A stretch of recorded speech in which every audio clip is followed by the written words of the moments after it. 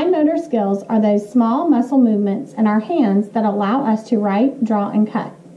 Students who have underdeveloped fine motor skills cannot write, draw, or cut properly.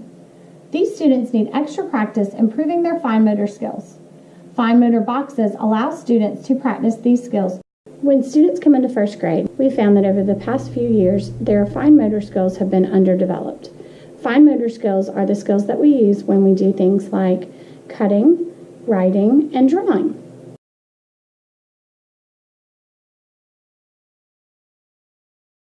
We also have buttoning and snapping and zipping that are social skills as well to make sure that we can take care of ourselves or self-care.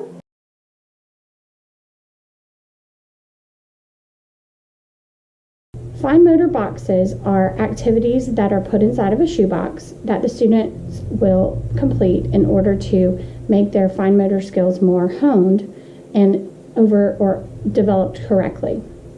Some examples of those would be putting beads on a string, cutting scratch pieces of paper, also working with Legos and working with Play-Doh.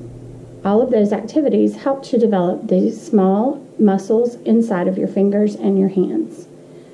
While working on those types of activities, students also learn problem solving and they learn how to get along with others and share. The fine motor boxes that I've come up with are boxes that I have researched and found examples of online and in research articles. I used Donors Choose to get all of my materials, and I've come up with about 15 to 20 different boxes so that the students are able to work on different boxes every day.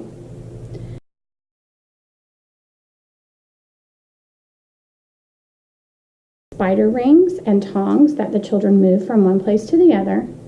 I also have puff balls and chopsticks that the children can move from one place to the other. They have Legos, they have Play-Doh, they have beads and string, and they also have beads and pipe cleaners. There are also small and large cups that the students can stack, and there are a plethora of other activities out there like cutting, lacing, and things like that.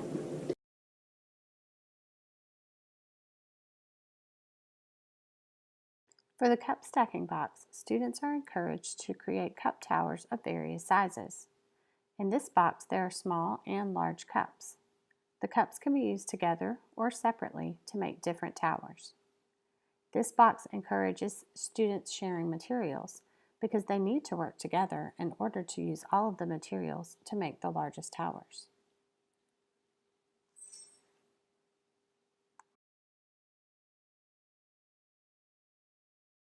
When using the nuts and bolts box, the students practiced threading the nuts onto the different bolts.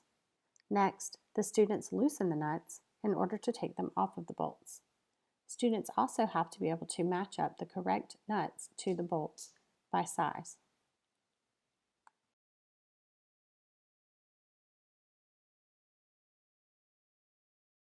The puffballs and chopsticks box is one of the most challenging activities that we have. Students must move the colorful puffballs one at a time from the large box to a smaller container using the provided chopsticks. As you can see, it often takes students multiple tries to move those puffballs.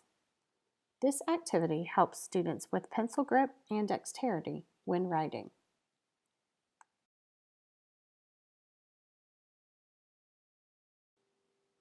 The beads on a string box is very popular. Students can use the beads to create colorful patterns or just string the beads on in any order for fine motor practice. Shoestrings work well with the beads as the plastic ends of the shoestrings don't fray. This makes it easier for the students to get the beads onto the string so that they can string them on.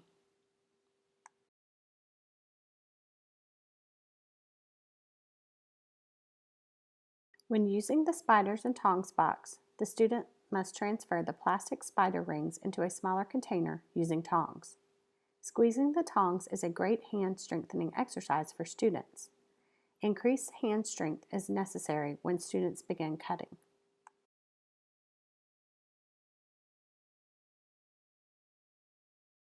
If you are interested in fine motor boxes, one of the best places to look is Pinterest. That's where I've gotten a lot of my activities, and the materials are relatively cheap and can be put together on the fly. I hope you've enjoyed finding out more about fine motor boxes.